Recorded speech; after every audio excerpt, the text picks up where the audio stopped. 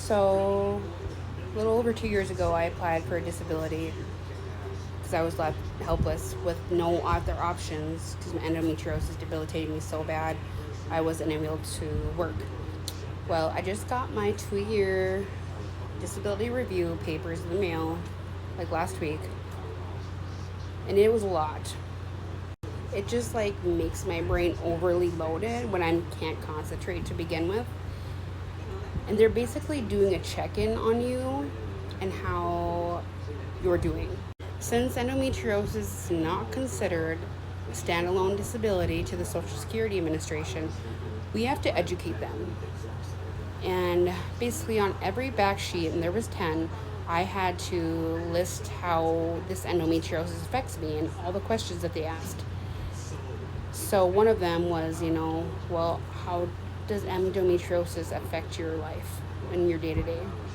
And I had to say that, on each back of the page, I went into full detail of that endometriosis is a dynamic disability, meaning that symptoms can fluctuate from day to day, hour to hour, minute to minute, which makes it hard and difficult to plan anything and to follow through on those plans, let alone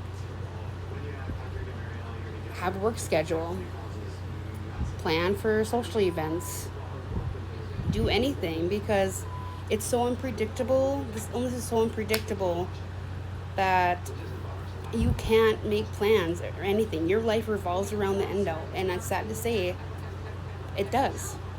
The most important thing that disability wants to know is how endometriosis limits your day-to-day function. So I also had to go into detail about, so saying that endometriosis is a dynamic disability, so one day I could be fine and the next day I'm like in total flare.